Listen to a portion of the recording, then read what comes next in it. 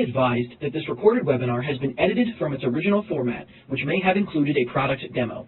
To set up a live demo or to request more information, please complete the form to the right. Or if you are currently not on CSE Global, there is a link to the website in the description of this video. Thank you. Hello everyone and welcome to today's webinar, First State Update, 2019 Case Law Developments and Updates to Delaware's LLC Act. My name is Annie Triboletti and I will be your moderator. Joining us today are guest speakers Christopher Kelly and Michael Maxwell of Potter, Anderson & Caroon. And with that, let's welcome Chris and Mike. Good morning, everyone, and thank you for attending this First State Update webinar on Delaware LLCs, put on by our great host, CSC, in conjunction with LexisNexis. My name is Christopher Kelly, and I'm a partner in the corporate group at Potter, Anderson & Caroon, practicing primarily corporate and alternative entity litigation in the Delaware Court of Chancery. I'm joined by my partner, Mike Maxwell, who's in the business group at Potter Anderson, and who, among other things, advises clients on Delaware corporate and alternative entity law in transactions involving Delaware entities. Regrettably, our partner Matt O'Toole, co-author of the treatise Simmons and O'Toole on Delaware Limited Liability Companies, published by CSC LexisNexis, couldn't be here today, so it'll just be Mike and me. As we've done in the past, I'll lead off with an overview of recent case law developments involving Delaware LLCs, and then Mike will jump in and discuss the latest updates to Delaware's LLC Act. The three cases we'll look at today are appellate decisions by the Delaware Supreme Court addressing the implied covenant of good faith and fair dealing, alleged breaches of LLC agreements, and related issues of contract interpretation, as well as contractual fiduciary duties. Let's turn to our first case today, the Oxbow Carbon case. Note that lawyers at our firm were involved in the case, but not us. The statements today solely are based on a review of the court opinions, and they're my views alone and not the views of the firm, any of the other firm lawyers, or any firm client. The same goes for the rest of the webinar. So this dispute centered on Oxbow Carbon LLC, who I'll refer to as Oxbow or the company, and the desire of certain minority members to force an exit sale of the company under Oxbow's LLC agreement. The minority members' claim to compel an exit sale followed their exercise of a put right and the company's rejection thereof. The LLC agreement contained a number of requirements for an exit sale to occur, including that it must exceed the fair market value of the company, may not require any other member to engage in an exit sale unless the resulting proceeds to every member, when combined with all prior distributions, equaled at least 1.5 times the member's aggregate capital contribution, and must apply the same terms and conditions to Oxbow's members. So those are the fair market value requirement, the 1.5 times capital contribution requirement, and then an equal treatment requirement.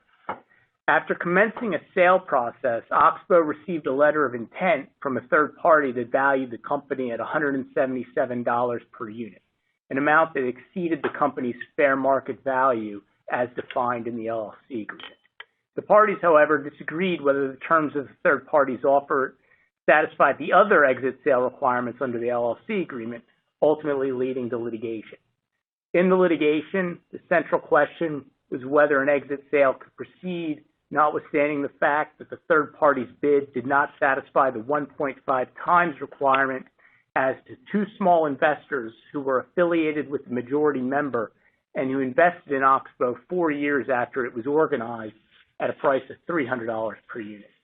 The small holders held approximately 1.4% of the company's equity. The majority member argued that an exit sale could not proceed unless all exit sale requirements were met, i.e., that all members participated, that the consideration paid exceeded fair market value, that each member received at least 1.5 times its capital contributions, and that all members were offered the same terms and conditions, which would require consideration of $414 per unit. The highest amount interpretation was the coined term in the opinion. Given then market conditions, that price appeared unlikely. The minority members, in contrast, argued that the third-party bid satisfied the exit sale requirements because One, the small holders could be left behind. That was what was referred to as the leave behind theory. Or a top-off payment could be paid to the small holders in addition to the exit sale consideration, such that the small holders received 1.5 times their capital contributions. That's what was referred to as the top-off option or the seller top-off. The Court of Chancery ultimately rejected the leave behind theory, finding that the plain language of the LLC agreement foreclosed that interpretation. The trial court next determined that when read together with the equal treatment requirement, the 1.5 times clause called for reading the LLC agreement to implement the highest amount interpretation, and therefore the highest amount interpretation was the only reading that gave effect to the LLC agreement as a whole. Despite finding that the highest amount interpretation reflected a plain reading of the LLC agreement, the trial court found that it produced an extreme and unforeseen result because of the failure to address the small holders' rights when the company admitted them. According to the Court of Chancery, issues of compelling fairness called for deploying the implied covenant to fill the gap created when the company admitted the small holders, because without it, the fortuitous admission of the small holders gutted the exit sale right. In applying the implied covenant, the trial court determined that the parties intentionally left a gap in the provision in the LLC agreement governing admission of new members, which left it to the board to determine the terms and conditions for admission of new members. The Court of Chancery found that the majority member created a gap regarding the terms on which the small holders became members because the board never established the terms of their admission in 2011.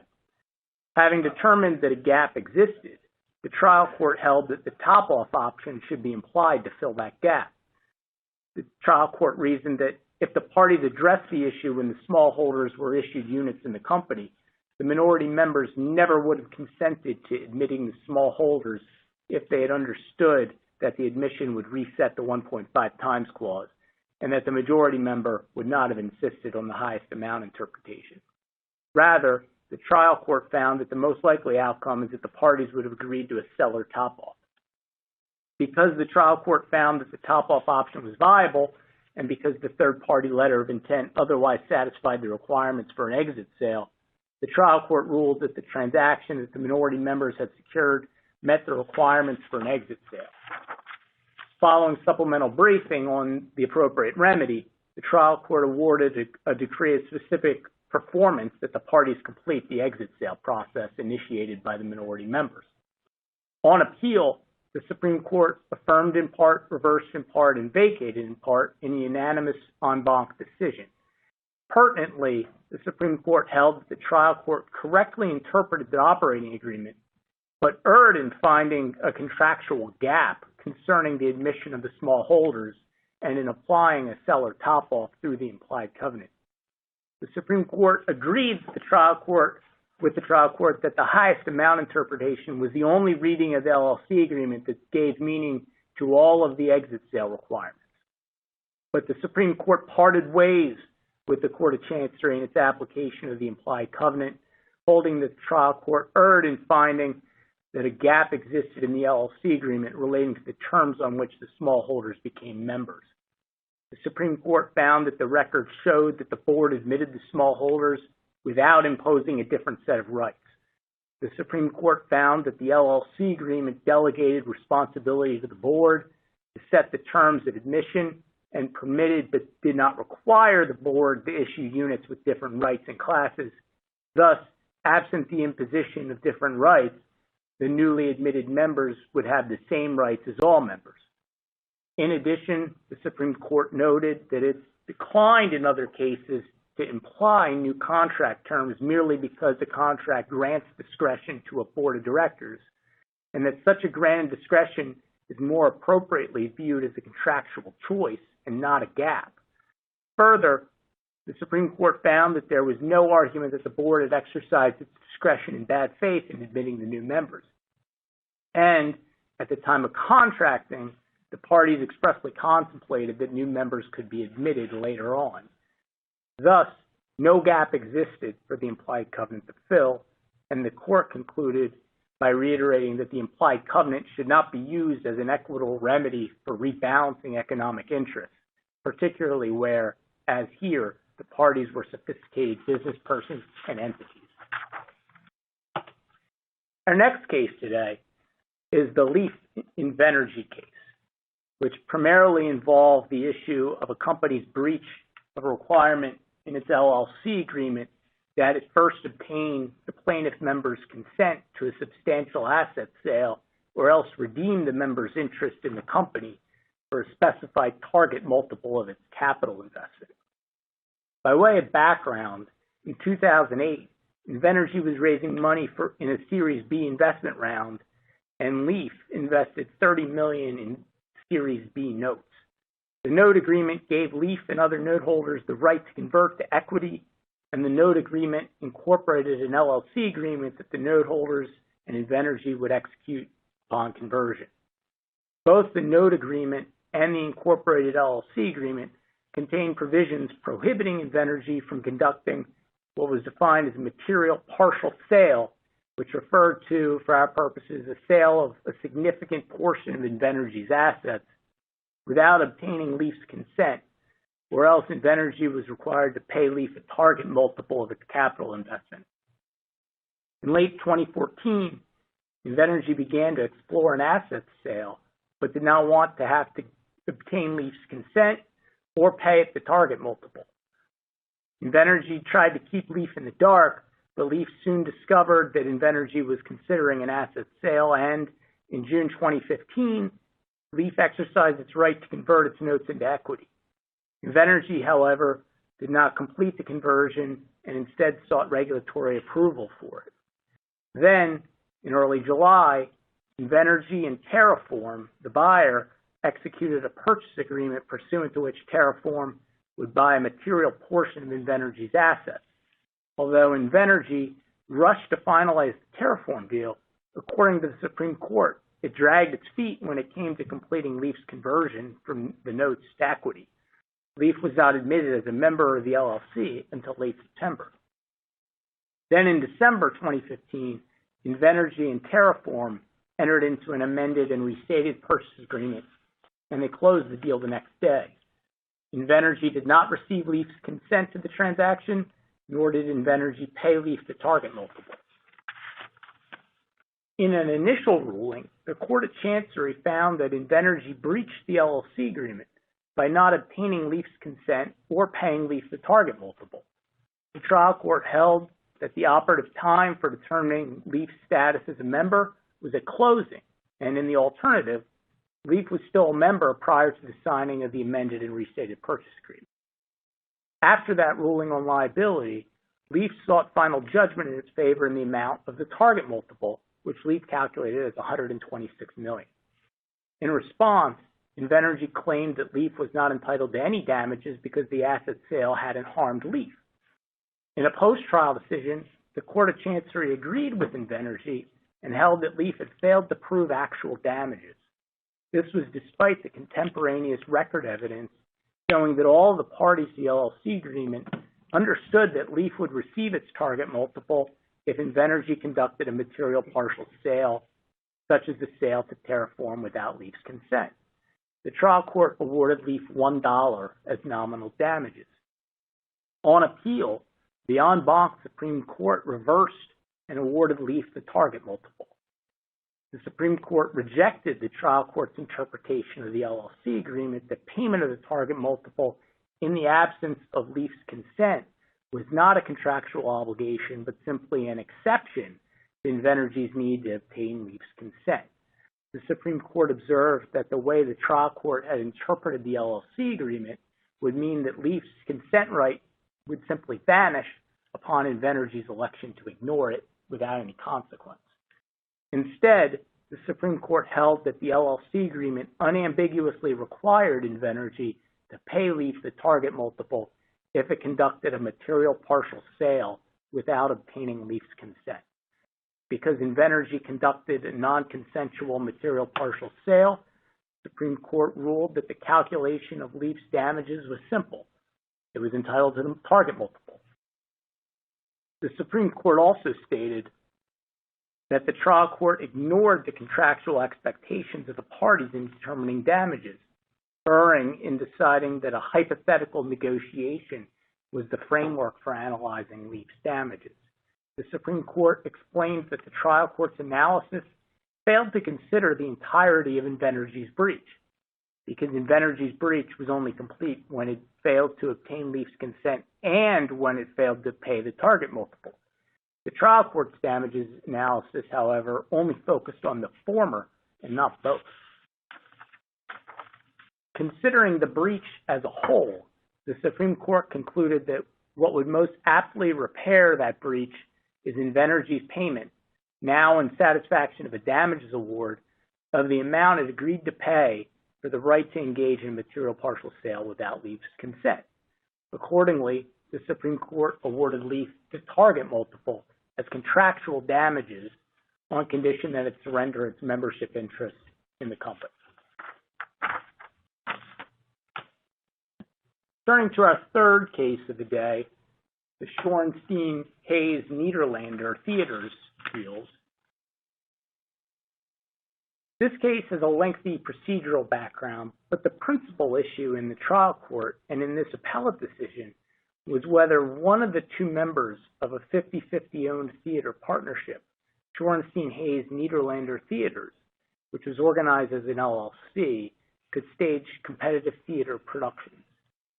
SHN began in the 1970s in San Francisco to stage productions at theaters in the city, including the Curran Theater, which SHN had leased since the beginning of the partnership. In 2000, SHN was converted to a Delaware LLC. At the times relevant to the case, SHN was owned 50-50 by two members, Niederlander and CSH. In 2010, the CSH affiliate purchased the Curran and in 2014 did not extend the lease with SHN when it expired. Thereafter, CSH's owners, the Hayeses, began staging productions at the Curran. In early 2014, CSH sued Niederlander in the Court of Chancery for a declaratory judgment that it had no legal obligation to renew the Curran lease. Niederlander asserted counterclaims against CSH and third-party claims against the Hayeses for breaches of fiduciary and contractual obligations, among other things. The litigation implicated several provisions of the governing LLC agreement, including a provision by which the member entities agreed to devote their efforts to maximize the economic success of the company and avoid conflicts of interest, a provision that generally prohibited member entities from staging any production they controlled within 100 miles of San Francisco, and a provision that authorized the parties' general ability to engage in non-SHN business. In July 2018, the Court of Chancery issued an opinion that there was no enforceable promise to renew the lease, that CSH did not breach the LLC agreement, and that the Hayeses breached their common law fiduciary duties of loyalty. Then in September of 2018, Niederlander sought a preliminary injunction in the Court of Chancery against CSH and the Hayeses to prevent them from staging productions at the Curran based on breach of contractual fiduciary duties owed to SHN and its members under the LLC agreement. The trial court denied the injunction and an appeal followed. The Supreme Court affirmed in part and reversed in part. Pertinently, the Supreme Court held that the trial court misinterpreted the LLC agreement and ruled that the Hayeses cannot stage competitive productions at the Curran that violate their contractual duty to maximize SHN's economic success. Accordingly, the court reversed that aspect of the Court of Chancery's decision. The Supreme Court first held that the LLC agreement provision that restricted members from competing with SHN also covered affiliates of members, and thus CSH affiliates were bound by the contractual restriction in the LLC agreement. The court explained that permitted transferees was defined as, quote, an affiliate of any member, and not an affiliate of any member who's received or will receive transferred membership interest. And thus the restriction was not contingent on a transfer of interest. The court further reasoned that limiting the restriction to only members would do nothing to limit competition, because either member could simply set up a shell entity down the street to the other theaters and then compete with SHN.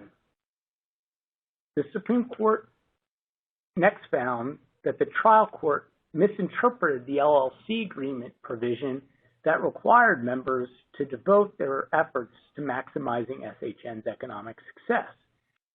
The Supreme Court interpreted that provision as imposing a contractual duty on SHN's members and their affiliates to refrain from competitive activities that would undermine SHN's economic success or give rise to conflicts of interest between the members.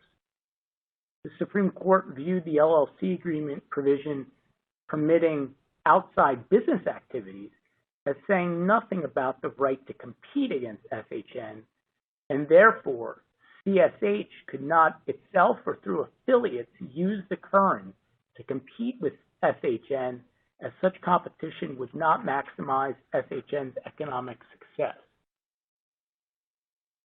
Lastly, the Supreme Court agreed with the Court of Chancery that Niederlander failed to show a likelihood of success that CSH or the Hayes breached the LLC agreement provision prohibiting staging of controlled productions, because CSH and the Hayes did not have the right or the authority to cause productions to play at the current theater or to set the terms thereof, which were negotiated with the producers of the plays in question, who negotiated with multiple other venues.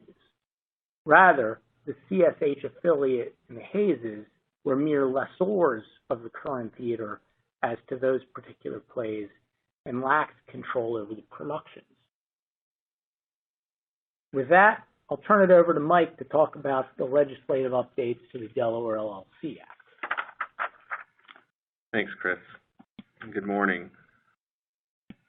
So as Chris mentioned, we'll now discuss recent amendments to the LLC Act. So we're now going to turn our attention to the recent amendments to the Delaware LLC Act.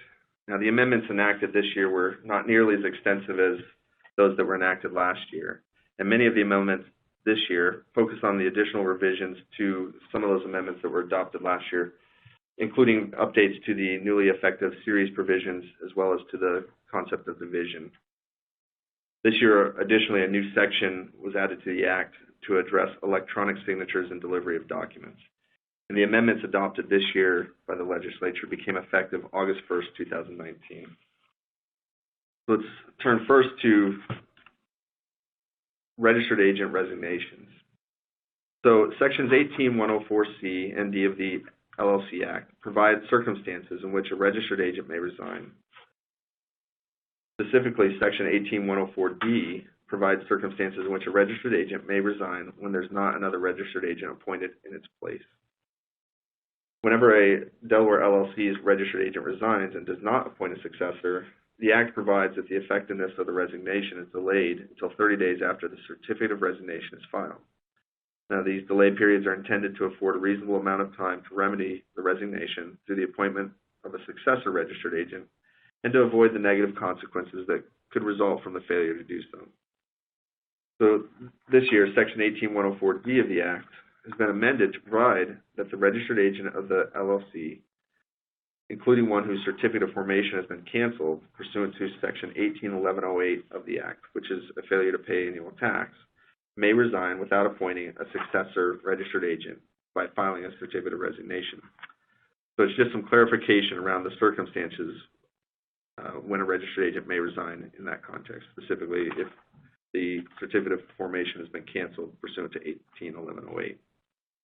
Now, the amendment also adds requirements regarding the content and form of such a certificate, that is, a certificate of resignation. So typically, a certificate of resignation or a resignation requires a filing of a certificate of resignation with the Delaware Secretary of State.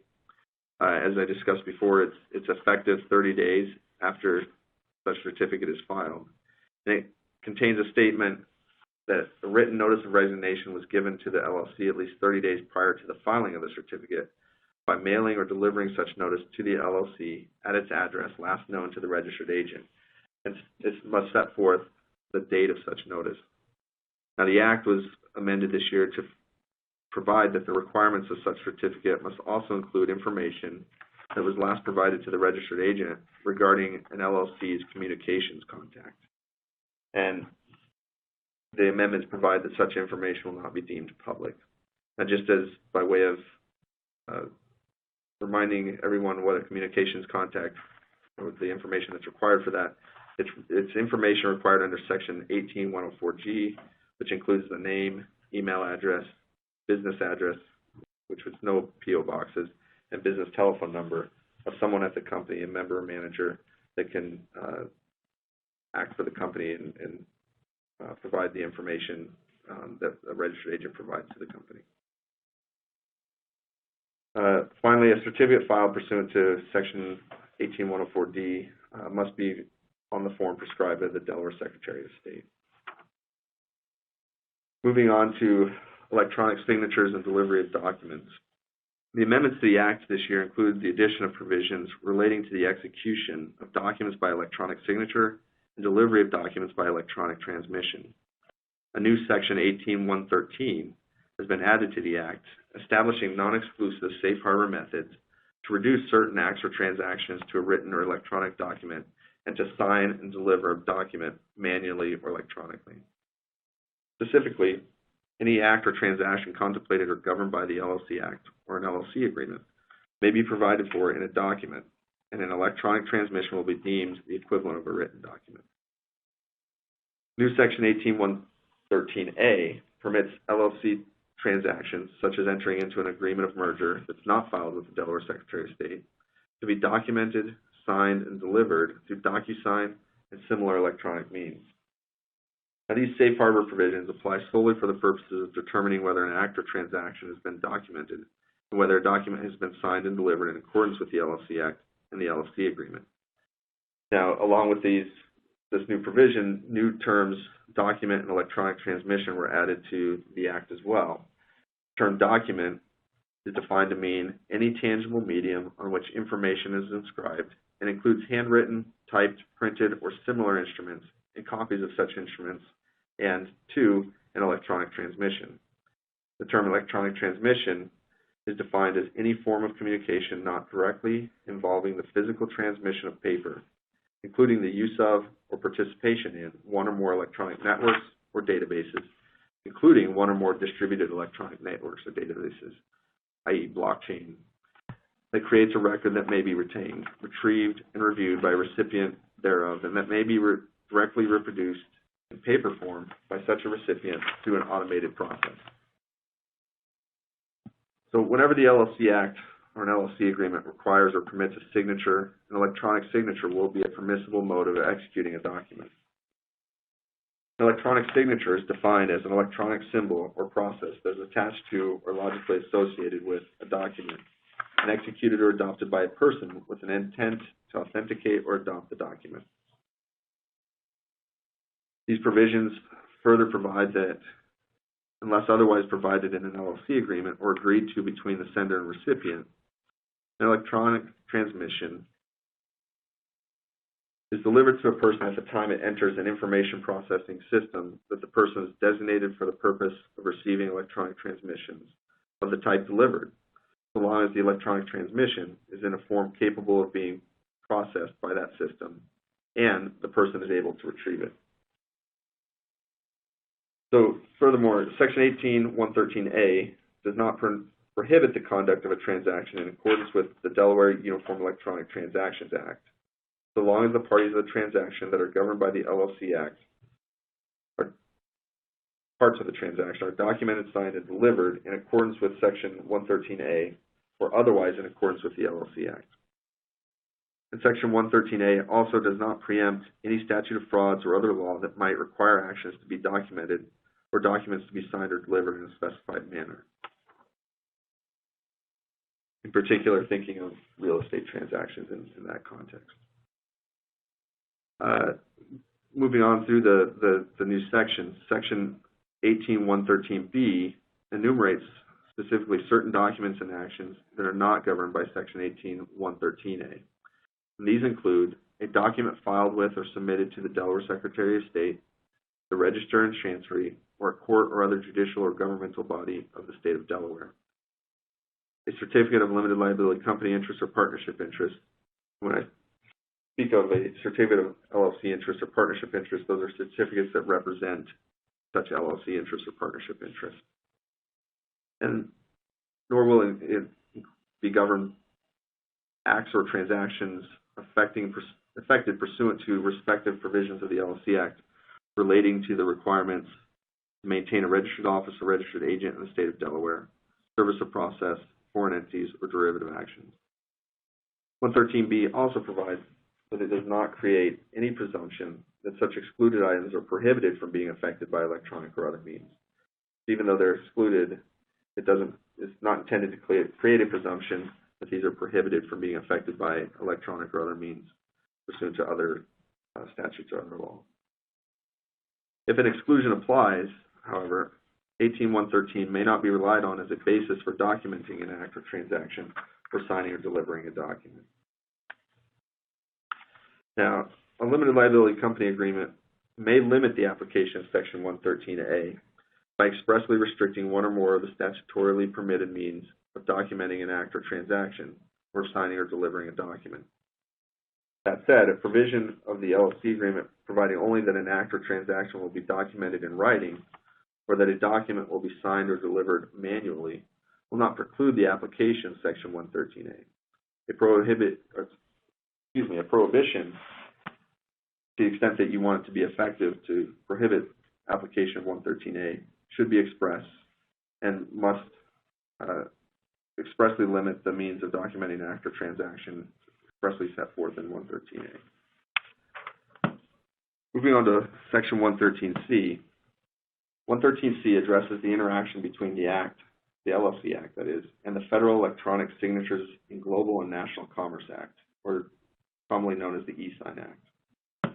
Evidencing an intent, the LLC Act governed the documentation of actions and the signature and delivery of documents to the fullest extent permitted by Section 7002A2 of the e-Sign Act.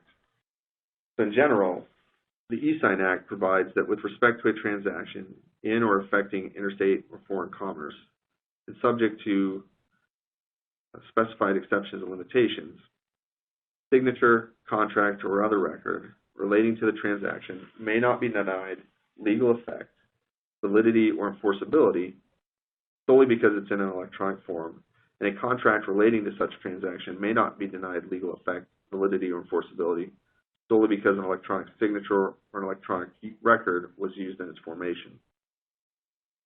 Specifically, Section 7002A2 of the e-Sign Act provides that a state statute, regulation, or other rule of law may modify, limit, or supersede the provisions of Section 7001 of the e-Sign Act with respect to state law only if such statute, regulation, or rule of law A, specifies the alternatives, procedures, or requirements for the use or acceptance, or both, of electronic records or electronic signatures to establish the legal effect, validity, or enforceability of contracts or other records if, one, such alternative procedures or requirements are consistent with subchapters 1 and 2 of the e-Sign Act, and 2, such alternative procedures or requirements do not require or accord greater legal status or effect to the implementation or application of a specific technology or technical specification for performing the functions of creating, storing, generating, receiving, communicating, or authenticating electronic records or electronic signatures.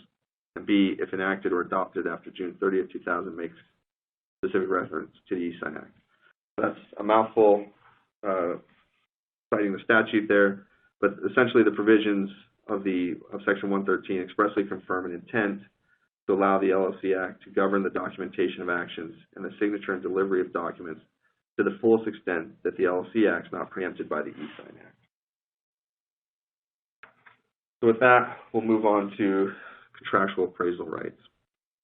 So the LLC Act currently contemplates that contractual appraisal rights may be provided with respect to an LLC interest or another interest in the Delaware LLC in connection with any amendment of an LLC agreement, any merger or consolidation in which an LLC is a constituent party, any conversion of an LLC to another business form, any transfer to or domestication or continuance in any jurisdiction, by an LLC or the sale of all or substantially all of an LLC's assets.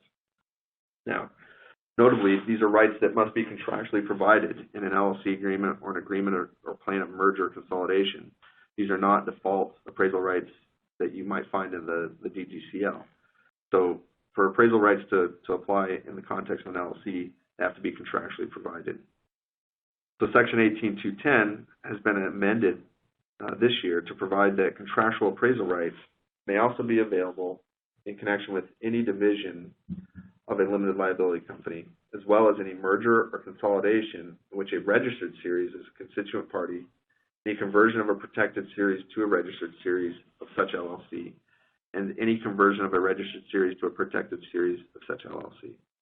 Now, we'll talk a little bit more about series later in this presentation, but suffice it to say for now, it's worth recalling that conversion and mergers of registered and protected series must be accomplished within the same LLC. So this concept of appraisal rights would apply with respect to those limited transactions, as well as expanding it to this concept of division that was enacted last year. Now, speaking of division, we're next going to talk about some amendments adopted this year related to divisions. But in that regard, I think it makes sense to review generally the concept of division that was adopted last year, as it's still a fairly new concept that practitioners are adapting to and getting used to. As you may recall, Section 18.217 was added to the Act last year to permit a Delaware LLC to divide into two or more separate and distinct LLCs. Now, this enables LLCs with various assets to separate the assets apart, similar to what you'd call maybe a reverse merger. Unlike a classic asset transfer to another entity, it allows an LLC to be split apart into smaller freestanding LLCs according to a plan of division adopted by the original LLC. Now, the law does not require identical ownership or management. By design, pools of assets can be reduced into smaller pools without needing to transfer assets out of the LLC.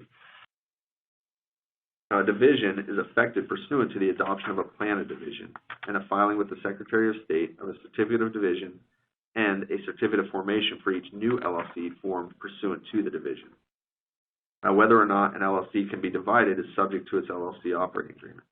If the LLC agreement of a dividing company specifies the manner of adopting a plan of division, the plan of division shall be adopted as specified in the LLC agreement. Now, if the LLC agreement is silent, then the manner of adopting a plan of division is the same vote for authorizing a merger, assuming that a division is not expressly prohibited in the LLC agreement. Now, if the LLC agreement is silent on what it takes to adopt or authorize a merger, then a division is authorized by holders of over 50% of the LLC interest, essentially, the 50% of the majority of the profits interest. When an LLC decides to divide, the amendments adopted and effective this year make clear that the dividing LLC must file a certificate of division and a certificate of formation with the Secretary of State. So previously there was some general references to dividing LLC or a division company generally. And the statute, as part of the amendments this year, make clear that the dividing LLC is the one that will file the certificate of division. The original LLC has the option to either continue its existence or terminate as a result of the division. Now, following a division, each division LLC will be liable for the debts, liabilities, and duties of the original dividing LLC as are allocated to it pursuant to the plan of division. And no other division LLC will be liable for such obligations unless the plan of division constitutes a fraudulent transfer under applicable law. And if any allocation of assets or liabilities is determined by a court of competent jurisdiction to constitute a fraudulent transfer, each division LLC will be jointly and severally liable on account of such fraudulent transfer. The debts and liabilities of the original dividing LLC that are not allocated by the plan of division will be the joint and several debts and liabilities of all division LLCs. So with that general background in mind about the concept of division and how it works, again at a high level, amendments to Section 18.217, the division provision of the LLC Act address various matters related to division. These include clarification in amended Section 18217B that obligations and liabilities of a dividing company will be allocated to and enforceable against the division company or companies to which such obligations and liabilities have been allocated pursuant to the plan of division. Again, I believe this is the intent all along, but this has just been clarified in 18217B. Also, as discussed previously, the addition of a provision in Section 18217H that the certificate of division shall be executed on behalf of and filed by the dividing company. So revisions to that provision. Additionally, there's clarification and confirmation in Section 18217L9, providing that Section 18217L4 is operative even though a pending action or proceeding may be continued against the surviving company as if the division did not occur. So recall that 18217L4 provides that each of the debts, liabilities, and duties of the dividing company shall, without further action, be allocated to and be the debts, liabilities, and duties of such division company as is specified in the plan of division as having such debts, liabilities, and duties allocated to it, such a manner and basis, and with such effect as is specified in the plan of division. And no other division company shall be liable therefore, so long as the plan of division does not constitute a fraudulent transfer under applicable law. And all liens upon any property of the dividing company shall be preserved unimpaired, and all debts, liabilities, and duties of the dividing company shall remain attached to the division company to which such debts, liabilities, and duties have been allocated in the plan of division, and may be enforced against such division company to the same extent as if said debts, liabilities, and duties had originally been incurred or contracted by it in its capacity as a domestic limited liability company.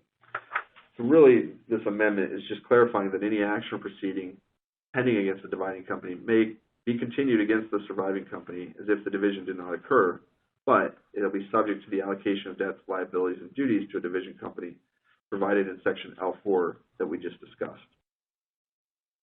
In connection with the revisions just discussed regarding division, an additional amendment was adopted this year to Section 18301. So while not amending Section 18217, which expressly deals with division, 18301 was amended, which deals with admission of members, to deal with admission of members in connection with the division. So some clarifying changes to this section. The new subsection 4 was added to Section 18301B of the LLC Act to clarify the mechanics for the admission of a member to a division company or to an LLC that is not a division company in a division. So if a person is being admitted as a member of a division company pursuant to a division, then admission would occur as provided in the LLC agreement of such division company or in the plan of division. And in the event of any inconsistency, the terms of the plan of division shall control. Now, I'll note that this is similar to the approach taken in 18301 with respect to mergers as well, where the merger agreement can control over the LLC agreement with respect to admission of a member. Now, in the case of a person being admitted as a member of an LLC pursuant to a division in which such LLC is not a division company in the division, then the admission will occur as provided in the LLC agreement of such LLC. Okay, now we're next going to turn to amendments to the series provisions of the LLC Act.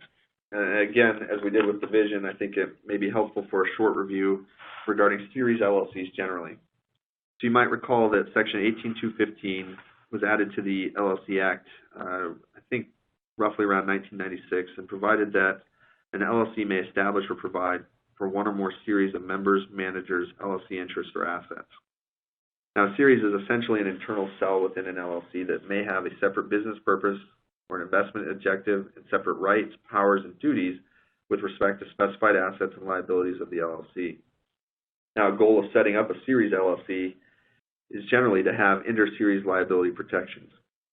This means that the debts, liabilities, obligations, and expenses incurred, contracted for, or otherwise existing with respect to a series shall be enforceable against the assets of that series only, and not against the assets of the LLC generally or any other series thereof. Additionally, none of the debts, liabilities, obligations, and expenses incurred, contracted for, or otherwise existing with respect to the LLC generally or any other series shall be enforceable against the assets of such series. This provides for a concept similar to as if there were a number of separate LLCs under one LLC, but they are not separate legal entities. So although a series of members, interests, or assets that complies with 18215B is not a separate legal entity, that series will be treated in many important respects as if it were a separate LLC. Now, if properly structured and implemented, a series of members, LLC interests, or assets under the LLC Act may possess further attributes that under the statute pertain uniquely to series and that offer to business organizers and planners benefits that are relatively novel. So with that general background in mind, recall that last year in 2018, the LLC Act was amended to provide for the concept of protected and registered series. Now, these provisions, while adopted last year by the legislature, took effect and became effective just this year on August 1st, 2019. So again, I think it's helpful to review these concepts. As part of these amendments, a new definition of series was added to the LLC Act so that the term series refers to a designated series of members, managers, LLC interests, or assets, which may but need not be a protected series or registered series. So what do we mean by protected series or registered series? A protected series is a designated series of members, managers, LLC interests, or assets established in accordance with 18215B. So in effect, this provision, in conjunction with the revisions to Section 18215, essentially changes the nomenclature used to refer to series established in accordance with 18215B, as we discussed previously. Thus, a protected series is a series established in accordance with 18215 with a few significant updates. First, 18215B expressly provides that a member or manager of a protected series shall not have personal liability for debts, obligations, or liabilities of the protected series solely by reason of being a member thereof or acting as a manager thereof. Additionally, Section 18215B12 was added to provide that irrespective of the number of members or managers of a protected series is an association for all purposes of Delaware law, including the Delaware UCC. This helps with some of the financing UCC issues that series previously encountered. Now, a new concept of registered series was added to the LLC Act with the addition of Section 18218. Now, a registered series has the same rights and powers in the same inter-series limitation on liability as a protected series established in accordance with Section 18215B. Now, it is also an association under Delaware law. However, the registered series is distinct in other ways, including in how it's formed. A registered series is formed by the filing of a certificate of registered series with the Delaware Secretary of State. And accordingly, a registered series qualifies not only as an association, but also as a registered organization under the Delaware UCC, again, addressing some of the financing and UCC-related issues as to whether a series can be a debtor in debt and take on debt in lending transactions. Now, just quickly to recap, Section 18219 was added last year and became effective this year to address conversion of a protected series to a registered series of the same LLC, as we previously discussed. Section 18220 was added and addresses conversion of a registered series to a protected series of the same LLC. And Section 18221 was added and addresses a merger or consolidation of one or more registered series with or into one or more registered series, again, of the same LLC. And just a reminder, these provisions were adopted last year, became effective August 1st of this year. Now, this year, the 2019 amendments to the Act were adopted and became effective August 1st as well. These further address certain matters relating to protected series and registered series, building on these 2018 amendments that substantially revised the LLC Act's treatment of series. Now, Section 18-101-12 and 13 of the LLC Act were amended this year to confirm that the definition of a manager includes a manager of the LLC generally and a manager associated with a series of the LLC. And the definition of member includes a member of the LLC generally and a member associated with a series of the LLC. Further, Section 18215B has been amended to provide that with respect to protected series, that neither the limited liability company agreement nor the certificate of formation with respect to its notice of limitation on liabilities or protected series, again, of formation or formality required in the certificate of formation with respect to protected series. The Act was amended this year to provide that neither of those, the LLC agreement or the certificate of formation, must refer to Section 18215 of the Act or use the term protected when referencing series.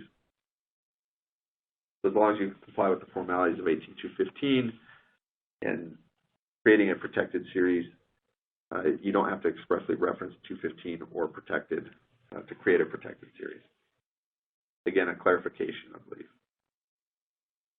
Further amendments to Section 18218, 18219, and 18220 and 221 of the Act were adopted to make really just technical changes regarding certain certificates filed with respect to registered series or protected series, such as certificates of amendment, certificates of merger, or certificates of conversion. And recall that a registered series may be issued a certificate of good standing. That's, again, one of those unique characteristics of a registered series. When you file a certificate of registered series and follow those formalities, the possibility exists for a registered series to be issued a certificate of good standing. So this year, an amendment was adopted to Section 181107N, clarifying and confirming that a protected series or a registered series of an LLC is not liable for the debts, obligations, or liabilities of the LLC or any other series thereof solely by reason of another series' neglect, refusal, or failure to pay an annual tax or ceasing to be in good standing. And with that, we are finished with the primary area of our presentation. All right, so now we'll take a look at anyone's questions and talk about some key takeaways from today. So from the three cases that we discussed, the overarching point to be focused on is that Delaware is a contractarian state and that LLCs are fundamentally creatures of contract.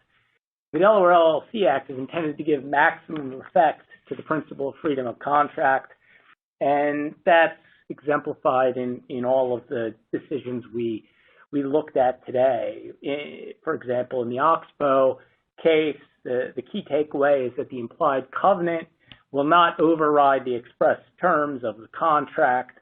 The implied covenant is applied cautiously as a narrow gap filler, and it's rarely invoked successfully. It can't be used to save a party from a bad deal. So while it's ever present in every contract under Delaware law, it's limited and narrow in application. So how about the Leaf Invenergy case? What's the key takeaway from that one? Well, while it's an LLC case, it's, to my memory, one of the only or first wins for what in essence was a preferred stockholder in Delaware in recent years. A line of cases in the last several years, such as ThoughtWorks, Trading Screen, ODN Holding, they've suggested that contract rights of preferred investors may not be ironclad, and those cases even could be viewed by some as suggesting that boards can breach preferred investor contract rights with little consequence. The Supreme Court's decision in Leaf Invenergy, however, indicates that there can be meaningful consequences in the form of a significant damages award from a company's breach of contractual covenants, such as, in that case, a redemption obligation where consent was not obtained from the investor in favor of preferred investors. And what about the Shorenstein-Hayes Niederlander Theaters case? Well, the key takeaway from that is the fundamental proposition that goes back, was well established in Delaware law, that fiduciaries cannot compete against the entity and that doing so very likely will violate the duty of loyalty, be it a common law duty of loyalty or a contractual duty of loyalty like the one in SHN's LLC agreement. Of course, LLC agreements are contracts and can have bespoke features and provisions, so the language in the particular LLC agreement is key. But as a general matter, competing against the entity that you're a fiduciary of would very likely be a duty of loyalty breach. To the extent that LLC planners wish to eliminate fiduciary duties, Delaware law affords the parties to an LLC agreement wide latitude to do so through the use of clear and unambiguous language. That's Section 18101 or 1101C that allows drafters to expand, restrict, or eliminate fiduciary duties. And then there's 18101E, which allows drafters of LLC agreements to leave duties in place, but eliminate or limit monetary liability for breaches. So those are some of the key takeaways from the three cases we looked at. I'll turn it over to Mike for one of the key takeaways from the statutory amendments. Yeah, and you know, as we discussed, the statutory amendments were not extensive this year. You know, we did adopt electronic signatures and documentation provisions, but I think overall, again, as Chris mentioned, the policy of the LLC Act is freedom of contract and the enforceability of the parties' LLC agreements.